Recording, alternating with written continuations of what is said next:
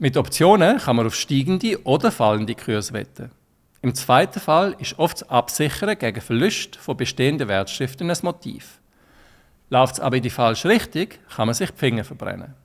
Über die Chancen und die Risiken reden wir im heutigen Podcast. Mein Name ist Felix Niederer, ich bin CEO und Gründer von TrueWealth.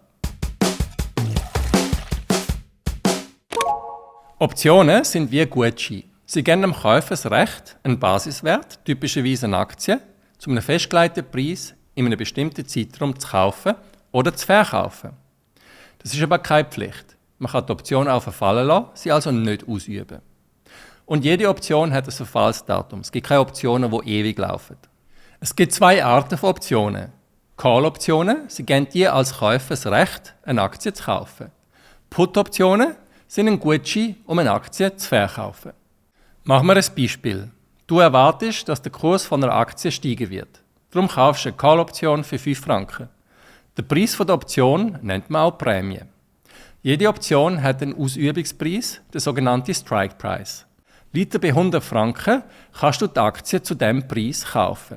Steigt die Aktie auf 120, gewinnst du die Differenz von 20 Franken, abzüglich der bereits gezahlten Prämie von 5 Franken. Geht aber der Kurs unter 100, lässt die Option verfallen und du verlierst nur die 5 Franken, die du am Anfang investiert hast. Calls bringen also Gewinn bei steigenden Kursen. Puts hingegen kaufen Investoren, die ihre Anlage vor Verlust schützen wollen.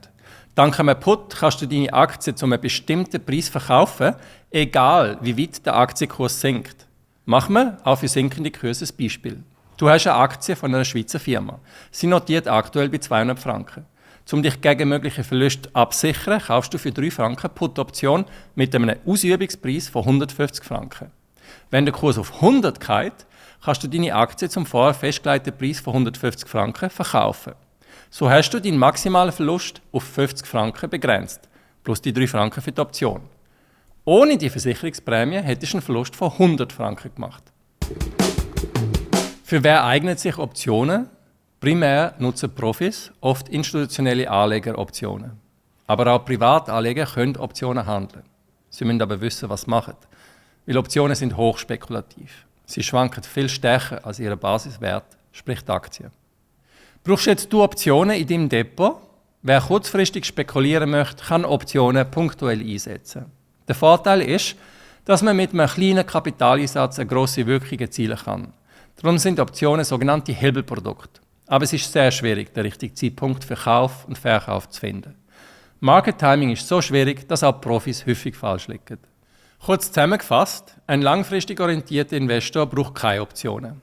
Bei TrueWealth setzen wir keinerlei Hebelprodukte ein. Wir glauben nicht an Market Timing, sondern setzen auf diversifizierte Anlagestrategien für den langfristigen Erfolg. Hast du eigene Erfahrungen mit Optionen gemacht? Wie hast du sie eingesetzt? Mach mir einen Kommentar oder schreib mir ein Mail auf felix@truewealth.ch. Mit dem bis zum nächsten Mal.